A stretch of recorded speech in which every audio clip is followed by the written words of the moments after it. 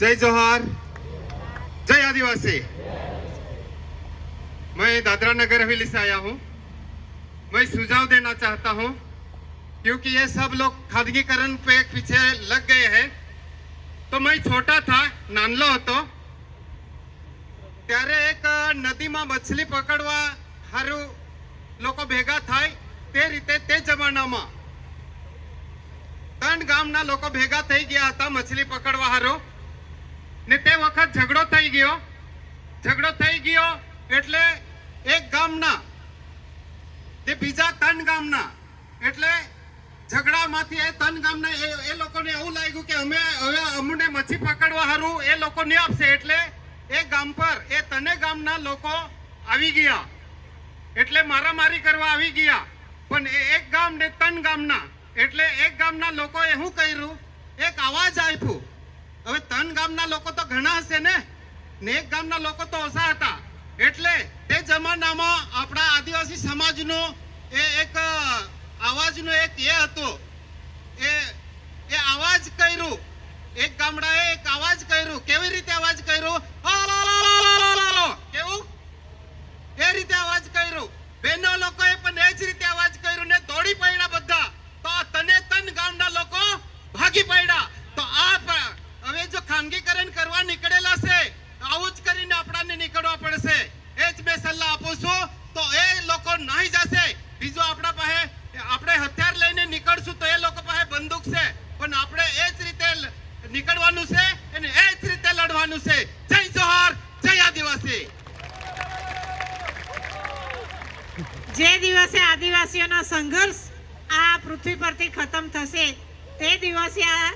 ધરતી પરની પૃથ્વી પરની જીવ સૃષ્ટિ પણ ખતમ થશે એવું વૈજ્ઞાનિકોનું કહેવું છે કારણ કે જો જળ જંગલ જમીનને માટે જો કોઈ લડતું હોય તો ઝૂંપડું બાંધીને પણ લડે તો એ જળ જંગલ જમીન માટે છે જે બધાને જરૂરી છે એકલા આદિવાસીઓને જરૂરી નથી આપણી વચ્ચે ભીલ ફેડરેશન ઓફ ઇન્ડિયાના પ્રમુખ એવા ઉત્તમભાઈ વસાવા પણ ઉપસ્થિત રહ્યા છે એમને હું વિનંતી કરીશ કે આજના કાર્યક્રમ સંદર્ભે 2 મિનિટમાં પોતાનું વક્તવ્ય આપે સમય મર્યાદા આપણા બધા માટે છે ઉત્તમભાઈ જય આદિવાસી આપણે બધા રિયલ ટાઈગરો ભેગા થયા છે એટલે રિયલ સિંહોનો ભેગા થયા છે બરાબર આટલો અવાજ નહીં ચાલે આ મૂંગી બેરી સરકારને આપણે સંભળાવવું પડશે અને જરૂર પડે તો આપણે આખા ગુજરાતમાં બધા લોકોએ ભેગા થવું પડશે એટલે પોતાની જે બોલાવવાની છે પોતાના સમાજની એ જોરથી હોવું જોઈએ બરાબર છે આ મૂંગી બેરી સરકારને સંભળાવવું જોઈએ જય આદિવાસી જય જોહાર જય ભીમ આજે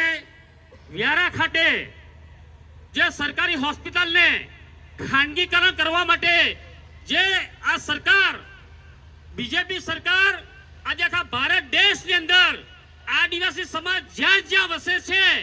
ત્યાં જમીનો હડપી લેવા માટે આ બધા ષડયંત્રો કરી રહી છે વિચાર કરો કે સ્ટેચ્યુ ઓફ યુનિટીની અંદર પણ ત્યાં આપણા ઘણા બધા લોકોને આપણા આદિવાસી સમાજના લોકોના ગામો ગામ ખાલી કરી નાખ્યા અહીંયા સફેદ વાઘનું અભયારણ્ય જોવા જઈએ તો આજે આ ખાનગીકરણ કરતા કરતા આ આખો વિસ્તાર આખા ગુજરાતનો જે ટ્રાઇબલ બેલ્ટ છે આ લોકોને ફક્ત આપણી જમીન જોઈએ છે એટલે કોઈ પણ સંજોગોમાં હવે યુવાનોએ બહાર નીકળવું પડશે જે વડીલ લોકો છે એ તો આપણી પાછળ છે જ પણ આ સરકાર જે આપણા મુંડીવાડી સરકાર છે અને મનુવાડી સરકાર છે આ મનુવાડી સરકારની સામે લડવા માટે આપણા યુવાનોએ હવે નીકળવું પડશે અને આવનારા દિવસોમાં જે આપણા ઓજારો છે એ ઓજારોને પણ આપણે બહાર લાવવા પડશે તો જ આ મૂંગીબેરી સરકાર સાંભળશે એટલે અહીંયા ઘણા બધા વક્તાઓ છે પણ મારે યુવાનોને કહેવું છે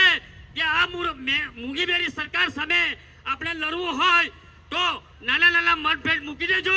જે અલગ અલગ સંગઠનો છે એ એક મંચ પર આવીને આપણે બધા ભેગા થઈને મરણીય પ્રયાસ કરવો પડશે જે રીતે આપણા બિરસા મુંડાજીએ કામ કર્યું છે એ આવનારા દિવસોમાં આપણે લોકોએ કરવો પડશે આપણે મરણીય પ્રયાસ કરવો પડશે એટલે સમાજને આહવાન કરું છું કે આપણે બધા એક થઈને આવા જ્યાં જ્યાં આપણા લોકોને અન્યાય અને અત્યાચાર થાય ત્યાં આ સરકારની સામે, આ તંત્રની સામે આપણે લડવું પડશે. જ્યાં સુધી આપણો કોઈ રસ્તો નથી, નહીં તો આપણને ખેડાણ મેદાન કરી નાખશે આ વિસ્તારોમાંથી. એટલે જાગી જવાની જરૂર છે. બસ આટલું કહીને વિનમું છું. જય જોહાર, જય સંવિધાન. આભાર ઉત્તમભાઈ.